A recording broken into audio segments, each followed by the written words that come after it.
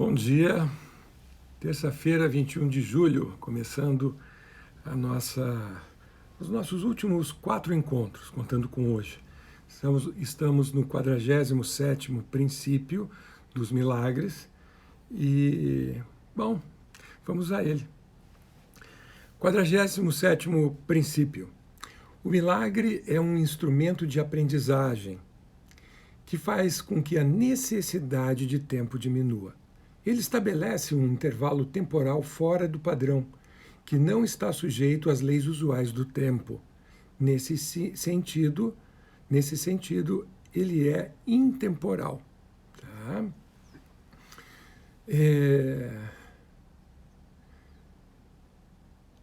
Milagre é um processo de aprendizagem.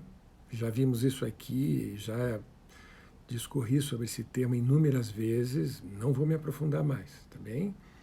Então, basta saber de que milagre não é a bênção que nós que a gente quer alcançar. Milagre é o caminho que te leva para a bênção. E durante esse caminho, o que você faz é um processo de aprendizagem. O milagre está na tua capacidade de poder aprender qualquer coisa, tá certo? Então, se eu saio daqui e eu quero chegar aqui, cada um dos meus dedinhos é uma etapa do processo. Em cada um aqui, ó, desses meus dedinhos, até chegar à bênção que eu quero alcançar, são aprendizados que eu preciso fazer. Então, quando eu aprendo, né, esse primeiro aprendizado, ele é condição para eu aprender o segundo. Este primeiro, ele dá sustentação para o aprendizado do segundo. Se eu quiser aprender o segundo primeiro, ao invés do primeiro, né, então esse aqui eu vou aprender antes. O que acontece é que eu travo o processo de aprendizagem, né, porque existe um sequenciamento lógico, onde um leva para o outro. Por vezes, você está aprendendo, fazendo 2, 3 aprendizados ao mesmo tempo. Mas mesmo assim, existe um sequenciamento lógico. Tá? E que, quando você começa a trilhar este caminho do aprendizado, né, você está, nesse momento, exercendo o milagre. Então, que te conduz ao teu desafio, né, ao teu objetivo desafiador. Esse objetivo desafiador, ele foi desenhado ou desejado por quem? Por tua alma. E é por isso que a gente diz, né, de que a alma, ela precisa de ti para poder realizar as suas obras. Então, o caminho do milagre é uma extensão do desejo de tua alma. E a alma, como é um dos muitos nomes que a gente dá ao amor, né, a alma, portanto, ela é repleta de paixão e de uma profunda sabedoria. Né? E sábio é aquele que está aberto para aprender. Então, olha só, tudo a ver com um processo de aprendizagem.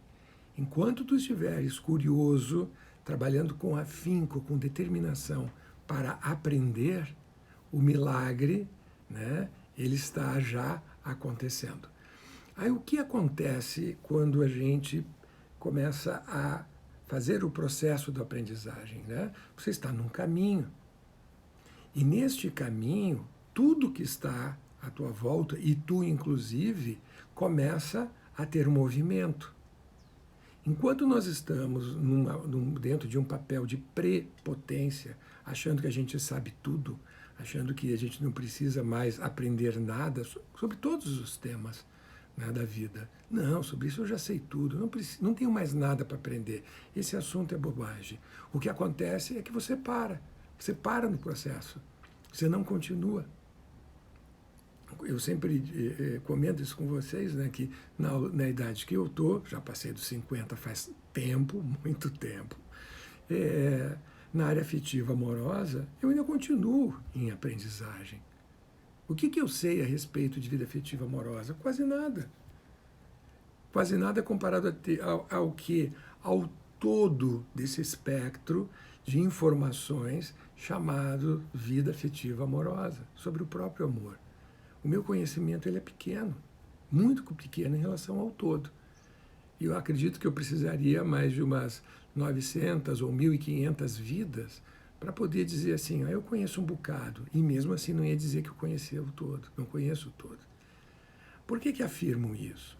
Porque nesses meus mais de 50 anos, eu já galguei etapa por etapa, né, que a gente chama de etapas evolutivas, né, faixas evolutivas, que por sua vez tem a ver com o meu conhecimento, com a minha maturidade.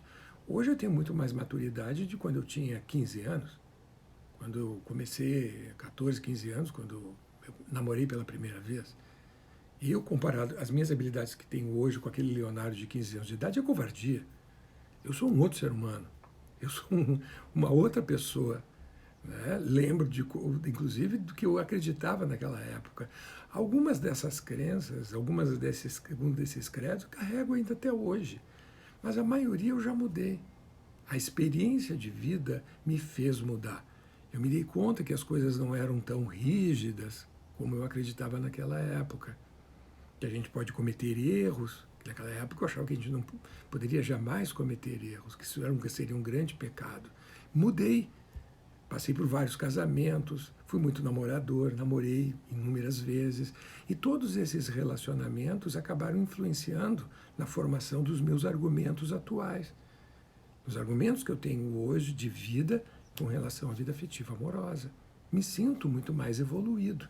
Aqui está o Leonardo de 15 anos de idade. E o Leonardo de 50 e quase 60 anos está aqui, ó. Aqui em cima. Eu me encontro aqui agora. Então, este Leonardo de hoje, comparado àquele Leonardo, né, de 40 anos atrás, olha a diferença, o quanto que eu já cresci, as inúmeras etapas.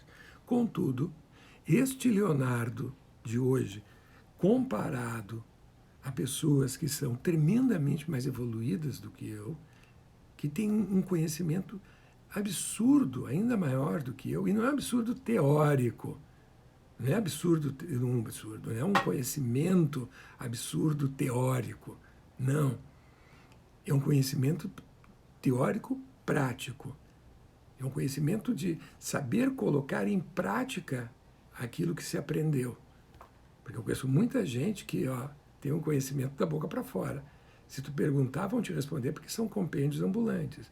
Mas um conhecimento vivencial é um número menor de pessoas. Que vão te dizer, não, eu já fiz, ou venho trabalhando com isso há muitos anos, tenho observado de tal forma, que funciona assim ou daquela maneira, assim ou daquela outra, aqui ou acolá. Né? Então, esse meu conhecimento que eu tenho é vivencial.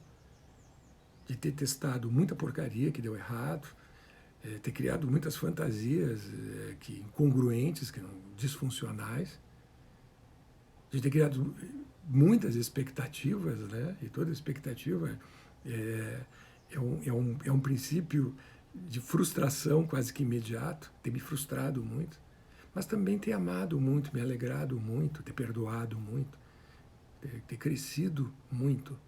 Né? Então, esse Leonardo, ele é mais evoluído que aquele de 15 anos de idade. Agora, esse Leonardo, comparado a outras pessoas que têm um conhecimento infindo, ainda muito maior do que o meu, eu ainda sou um bebê. Então, eu preciso fazer esse processo comparativo. Então, olha só. Quando o sujeito ele entra, quando tu entras, né, tu começa a fazer um processo de aprendizagem, e é uma aprendizagem, um aprendizado que mexe emocionalmente contigo, como fica a tua noção de tempo e de espaço? Você se perde no tempo. Muitas vezes eu estou no meio de uma leitura, está no horário de tomar um café da manhã, está na hora de jantar ou de almoçar, e vem alguém e me... Leonardo, a janta está pronta. 7h30 da noite, a janta está pronta, Leonardo. Tá bem, só vou terminar essa página. Daqui a pouco a pessoa, Leonardo, são 11h30 da noite, pelo amor de Deus, fecha esse livro, fecha esse computador. Eu não aguento mais, vamos jantar. A gente perde a noção de tempo. Né? E também perdemos a noção de espaço, porque é como se a gente não estivesse mais aqui. Durante um processo de aprendizado, onde as aprendizagens são aprendizagens que nos estimulam a evoluir, a crescer enquanto seres humanos, nós perdemos totalmente essa noção de tempo e espaço. Por quê?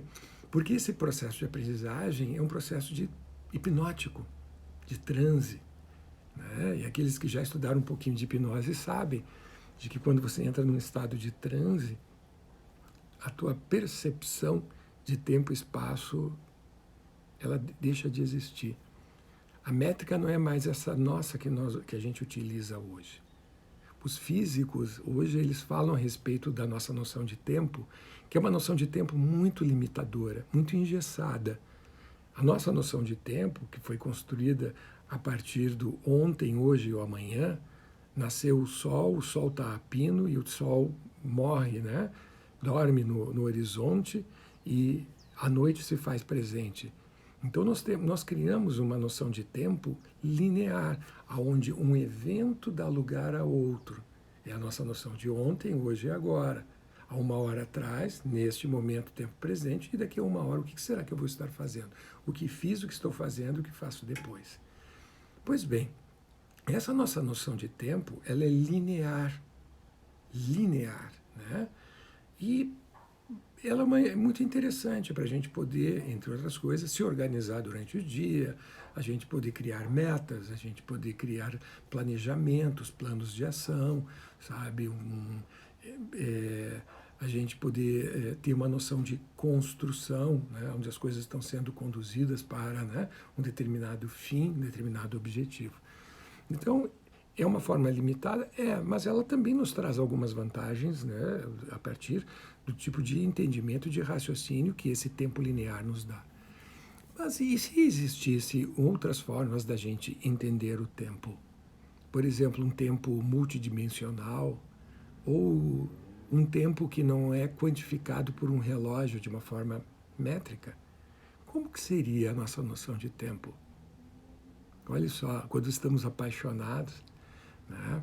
E nós estamos na rua com o nosso objeto de paixão, a gente está caminhando na rua e a gente resolve dar um beijo, mas aqueles beijos, estilo desentupidor de pia, sabe? Beijo bom, beijo gostoso mesmo.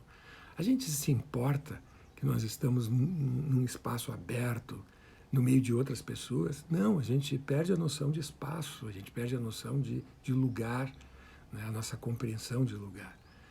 É como que se naquele momento estar aqui, estar lá, fosse um lugar só. É como que se, em termos de espaço, o espaço ele fosse um lençol, né? Que eu passo a dobre, toda vez que eu dobro o lençol, aquele espaço e o outro espaço, eles se fundem. E eu dobro de novo, ele se funde ainda mais, até ele ficar tão dobrado, que não existe mais o aqui, não existe o lá. É tudo aqui. Não existe passado, presente e nem futuro. Por quê? Porque não existe mais o tempo.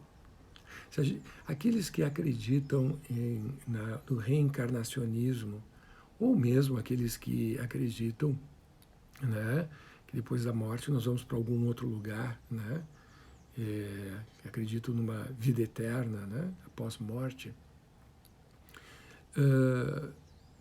todos vocês, né, têm, de alguma forma, uma sementinha desse pensamento.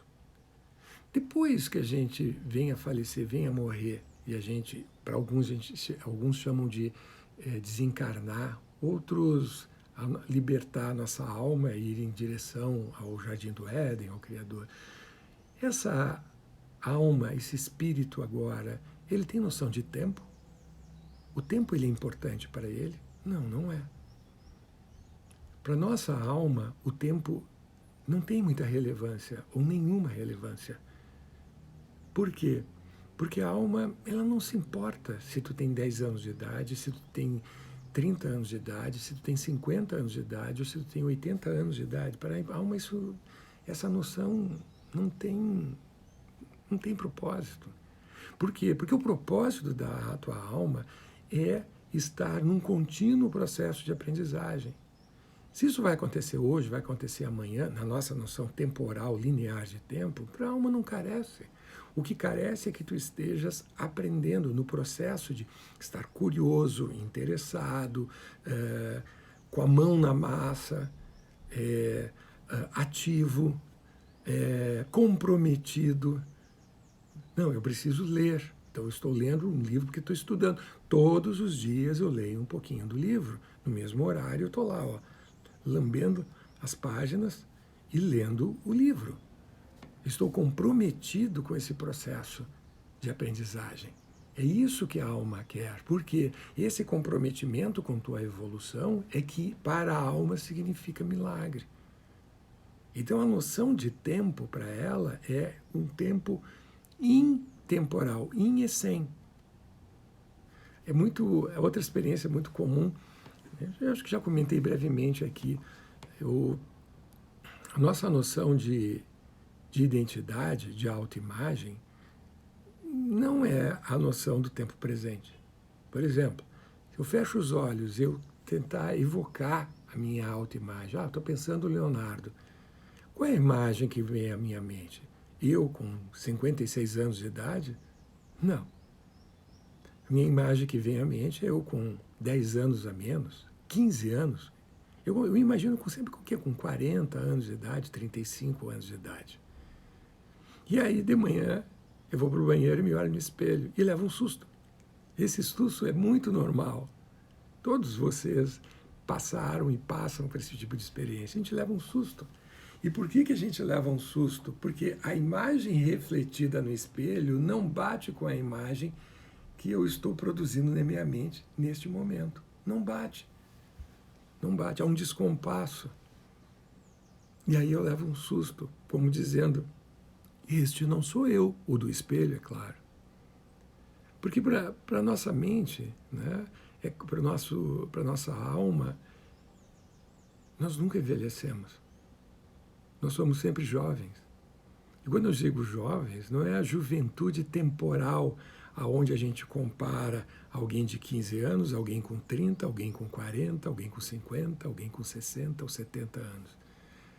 Não existe essa ordem, né, de primeiro isso, depois aquilo outro, enquanto tempo. A nossa alma nos percebe sempre jovens. Em que sentido? Essa força, esse poder de seguir adiante que a juventude, os jovens, eles têm.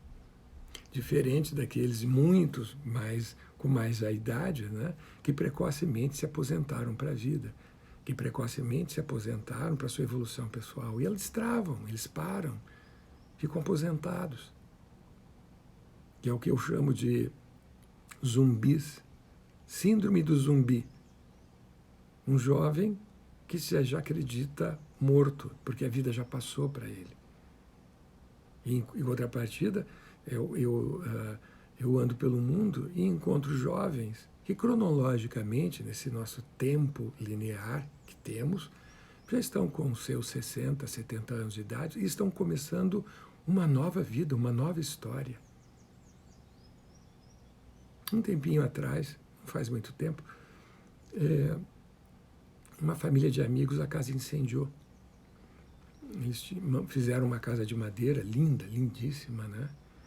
E não lembro bem, foi uma questão do gás, da mangueira, eu não me lembro agora o que houve, né?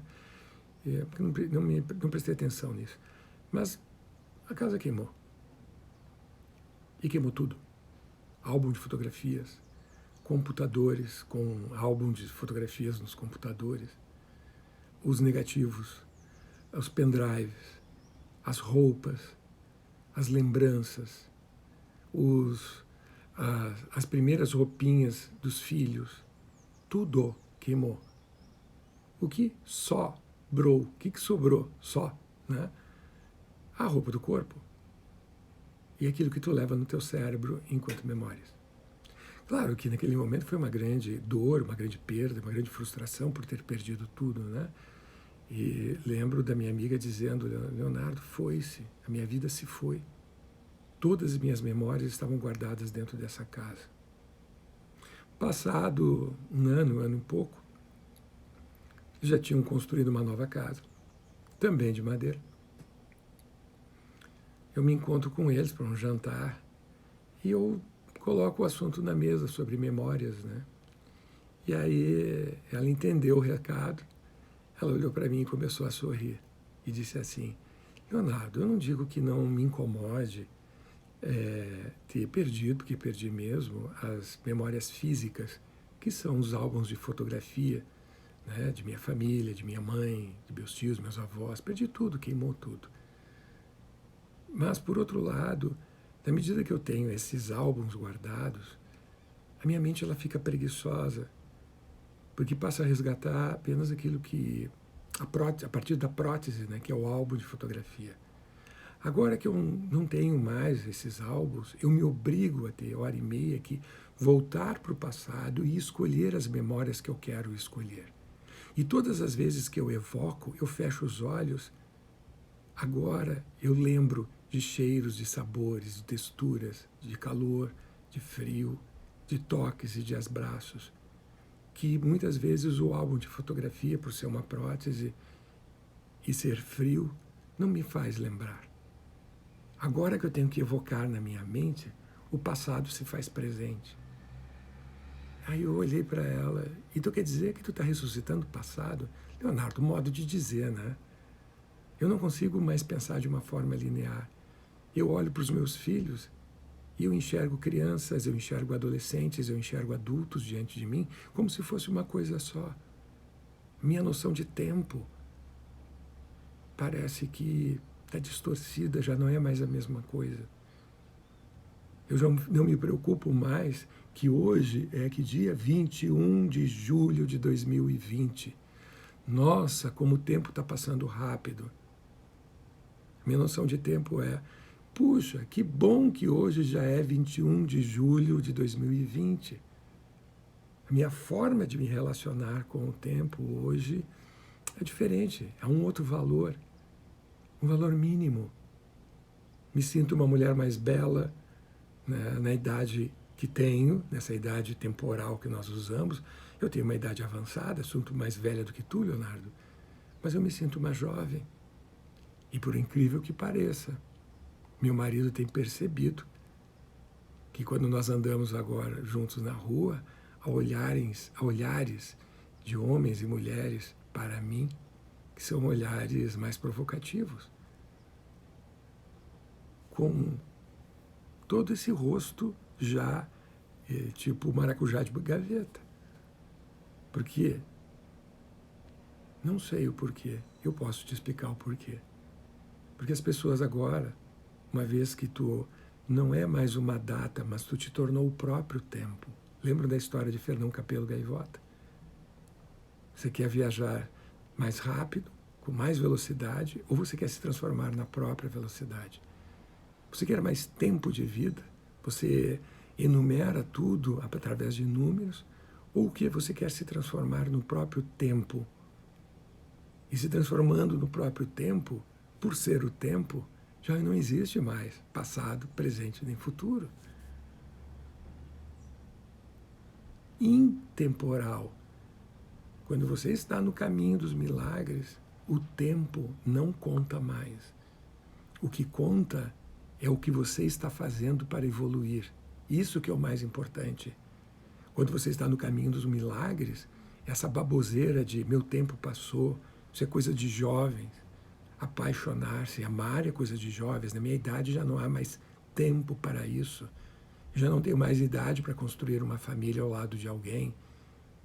Não há mais tempo.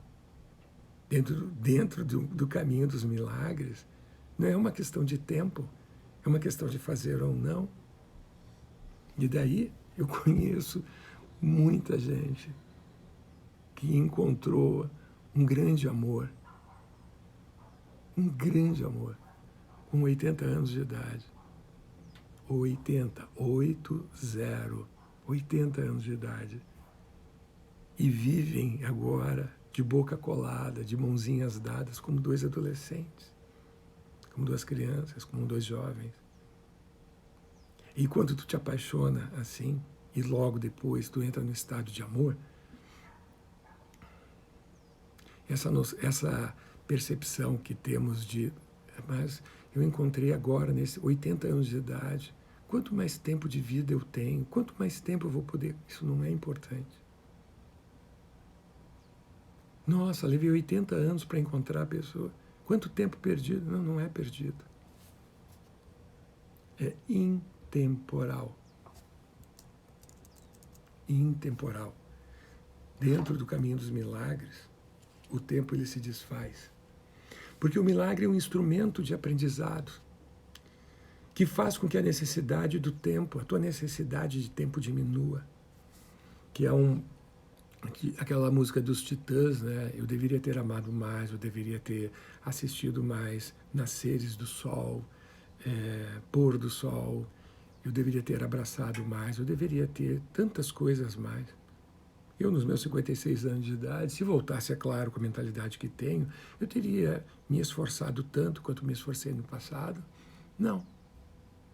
O esforço no sentido de perder meu tempo empregando esforço com coisas inúteis? Não. Não teria ficado tanto tempo no computador, não teria trabalhado tantas horas seguidas. Eu teria amado mais, eu teria passeado mais, eu teria bebido um vinhozinho no happy hour mais dias, eu teria me encontrado com mais pessoas, eu teria conhecido mais amigos. Felizmente, ainda para a maioria das pessoas, essa percepção, essa concepção, esse conhecimento só vem acontecer já na vida adulta. Né? Hoje está aumentando o número de jovens que se dão conta de que padrão de vida é uma coisa, qualidade é outra. E que padrão de vida nunca te traz qualidade de vida. Jamais. Se trouxesse qualidade de vida, não tinha tanto rico se drogando, se dopando, cocaína, maconha, bala, anfetamina, se enganando com bebida, se alcoolizando, achando que um belo carro vai trazer felicidade. Compre o belo carro e converse comigo daqui a 6 meses. Você está com esse belo carro andando como se fosse uma carroça por aí, enfiando tudo que é buraco. Porque você já entendeu que esse carro, né, esse belo carro, atrai. Atrai que tipo de pessoa? Interesseiros. Porque quem gosta de ti está cagando e andando se tu está numa Mercedes-Benz, se tu está num Audi, se tu está num Bentley, se tu está numa McLaren, ou se tu está andando a pé, de ônibus para lá e para cá. Isso não é importante. O padrão de vida não traz felicidade, não traz alegria, não traz amor.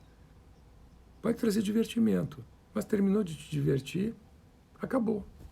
Tu olha para aquele carro como se fosse um triciclo de criança, uma bicicletinha de criança. Não tem mais valor. Perde-se o valor. Agora, o inverso é verdadeiro. A qualidade de vida te faz uma pessoa extremamente próspera. Dá muito trabalho tu ter qualidade de vida. Muito trabalho, porque ter qualidade de vida é uma questão, em primeiro lugar, usa o livre-arbítrio, saber exercer as tuas escolhas, 1. E 2, construir o caminho que te leva para a qualidade de vida. E essa construção, ela é milagrosa. Ela é altamente milagrosa. Deixa eu botar os óculos. A idade, linear, temporal. Ele estabelece um intervalo temporal fora do padrão. Espera um pouco, Leonardo, mas tu diz que é intemporal. Nós temos uma noção de tempo. Acho que, não sei se isso é próprio da nossa espécie, algo que não tem como mudar, ou se é algo necessário, essa nossa percepção de tempo, que é próprio do nosso momento evolutivo da nossa espécie, a espécie Homo sapiens, e a gente ainda necessitar dessa noção de tempo. Tá? Mas, no caminho dos milagres, a tua percepção de tempo ela é outra, não é a mesma. Que idade tu tens? Tu também faz parte do Clube dos 50? Que beleza! Não está apaixonado? Azar! Que azar que tu tens, porque tu não está apaixonado. E não sabe o que é o amor? Azar triplo. Sinto muito, você não sabe. Mas você está com desejo de viver isso pela primeira vez? Bacana, muito bacana. Se tu te deixar apaixonar, o que a paixão, ou o que o amor, que já é um nível mais elevado, mais sublime, como isso vai afetar o teu cérebro? Como que isso vai afetar a tua percepção e a interpretação e o julgamento da tua vida pregressa, vida atual e tudo do teu porvir? Num estado de amor, amando, nesse momento você sabe que é que você diz assim, né? Valeu a pena. E você sabe que valeu a pena. Muito a pena. O que valeu a pena? A vida que você viveu até agora. E você fica chateado porque só encontrou, né? Só está exercendo o amor neste momento. A paixão, o tesão neste momento. Não. Você fica grato. Porque você tem a consciência de que você precisou de todo este tempo para fazer aprendizados milagrosos, para só então vir a merecer um relacionamento como você está tendo agora. E o passado, ele é perdoado.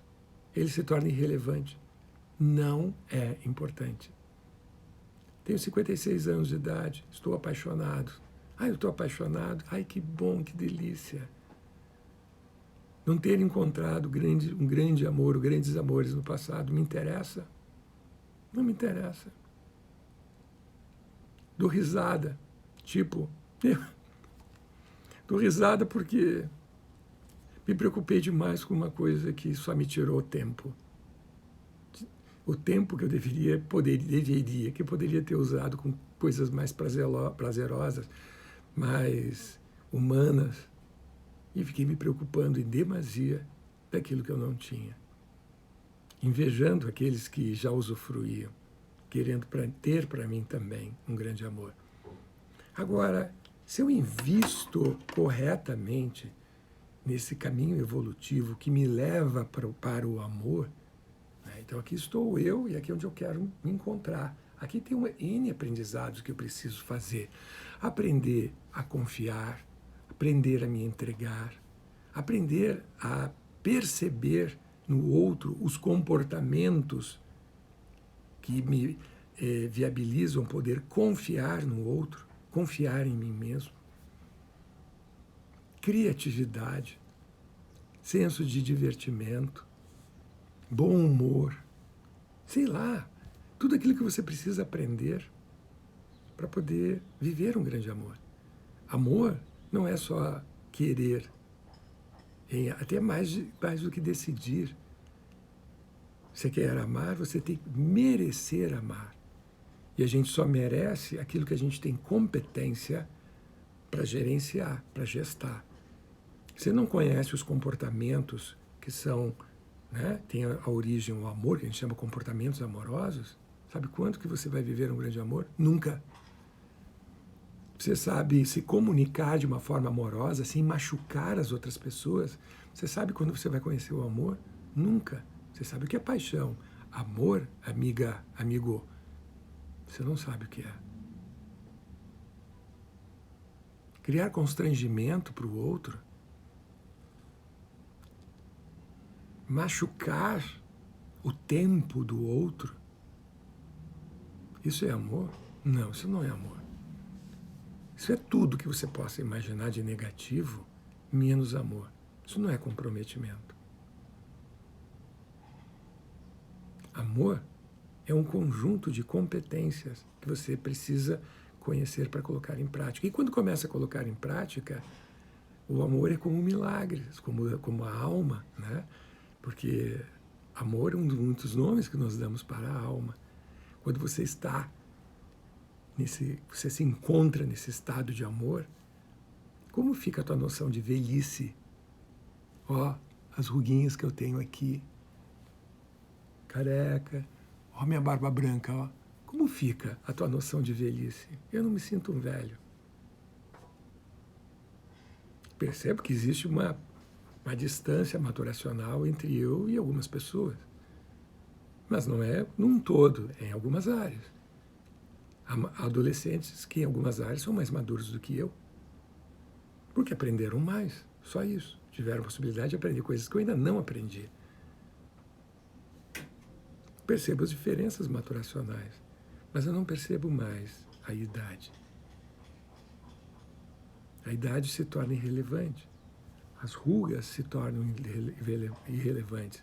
A bunda caída, o peito caído, o braço flácido, a barriguinha que já tenho. Eu tenho um belo pânceps, né? À volta do umbigo. Pois é, isso não é mais importante. Por quê? Porque o tempo para mim se tornou intemporal, in essem. Dentro de um caminho dos milagres, o tempo ele deixa de existir. E entre nós o que existe, de fato, a partir de então, entre eu e tu, é a nossa presença. Não é o que nós deixamos de fazer, mas é o que nós estamos fazendo agora. É como uma pessoa que tem fome, no momento que ela está saciado porque comeu, abarrotou o estômago de comida, como fica a tua lembrança da fome? Ela desaparece. E a fome, ela só, a tua noção de fome só retorna no momento que você sente a fome. E nós temos aí, na festa da vida, lá fora, o que? Pessoas que estão com fome emocional, que eu chamo, né, os famintos, né? Estado de inanição emocional, os carentes afetivos. Para estes, o tempo é um grande algoz, porque tu te vê, tu te olha no espelho como uma carcaça apodrecendo, perdendo, porque você já perdeu o tempo e está perdendo ele cada vez mais. Ame. Se dê o direito de amar, de se entregar de uma forma responsável, madura, não como os adolescentes, né?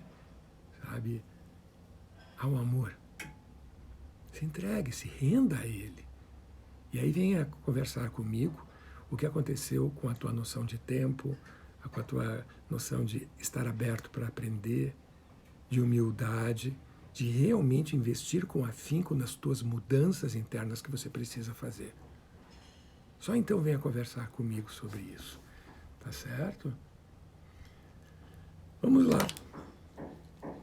O milagre, então, é um instrumento de aprendizado que faz com que a necessidade de tempo diminua.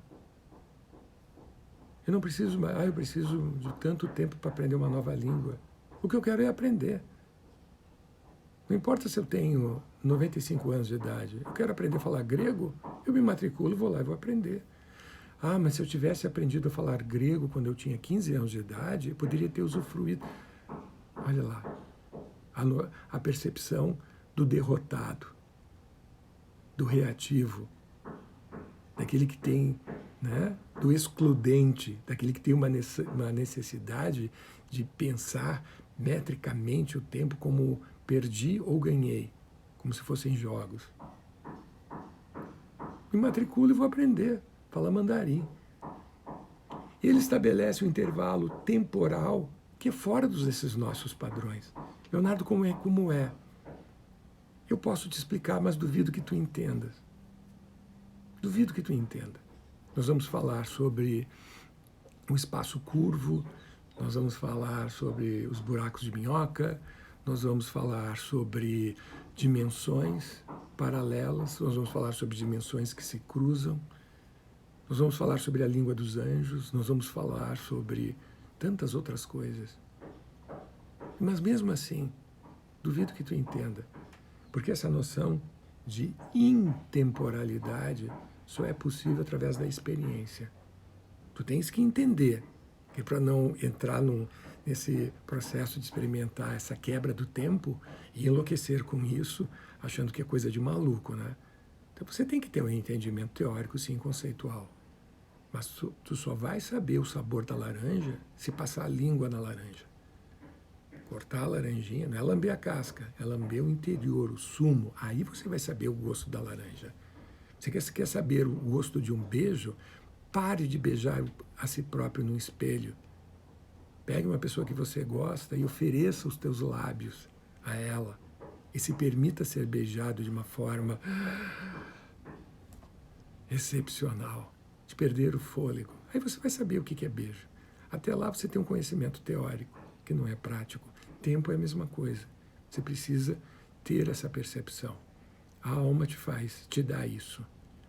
E há um outro estado, que é um estado ainda mais sublime, né? Onde tempo, espaço e outras coisas mais se desmancham.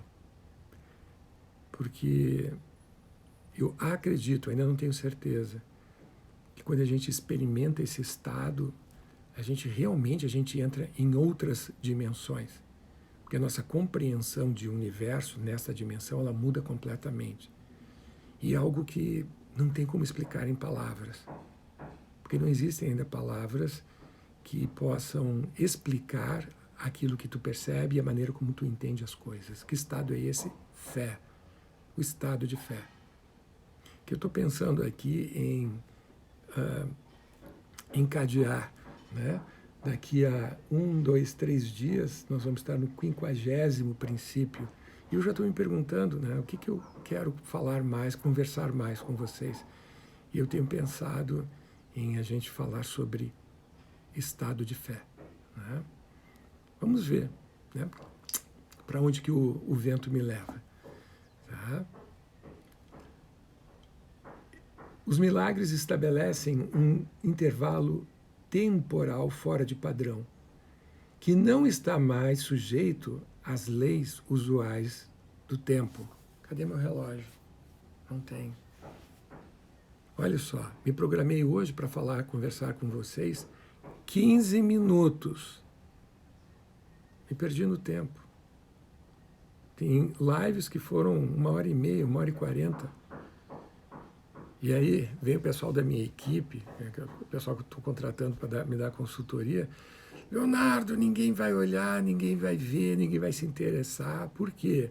Porque Instagram é apenas para recados rápidos, no máximo. Olha, 1 minuto já é um vídeo muito longo. E aí tu está na mão contrária. Ao invés de tu fazer o teu nome, né, as tuas ideias virem a ser conhecidas, as pessoas vão se xaropear contigo. Ai, gente, eu sinto muito.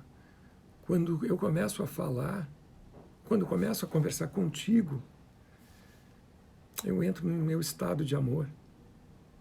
E o meu tempo, ele deixa de existir. Falar 15 minutos, ou falar 1h30, ou passar um final de semana inteiro falando sobre o mesmo conceito, para mim é a mesma coisa. Não tenho mais essa noção. Quando eu abro a boca e deixo, né, que minha alma fale por mim.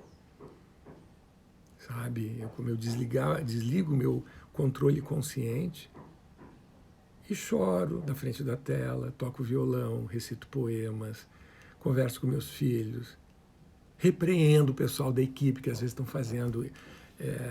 Sabe, eu saio um pouquinho desse quadrado de regras, que tem que ser assim, desse quadrado de regras, né, que tem que ter inúmeros likes. Eu sei que eu peço para vocês porque realmente, quanto mais, né, likes tiverem, mais botõezinhos vocês apertarem aí, escreverem coisas, recomendarem para as outras pessoas, né, os milagres, eles começam, o Instagram ele abre para outras pessoas saberem que está acontecendo esse curso aqui, né, sobre os princípios dos milagres. E a mesma coisa vale para o YouTube, para o Facebook, para o TikTok e para tantos outros, né, canais hoje de comunicação.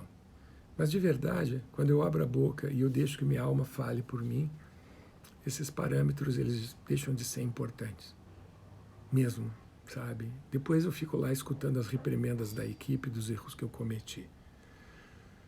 Porque neste momento eu já não estou mais sujeito a estas leis usuais do tempo, desses parâmetros. Isso é incorrigível. Não me lido direito com essa questão do relógio. Porque nesse sentido, o tempo para mim, ele deixa de existir. Eu me torno intemporal, fora do tempo. Desse tempo que você conhece, esse tempo que te envelhece, esse tempo que te afasta da tua juventude, onde você fica tentando envelhecer a tua alma. E a tua alma, ela não tem tempo, a tua alma não tem idade. Tua alma tu não consegue medir cronologicamente.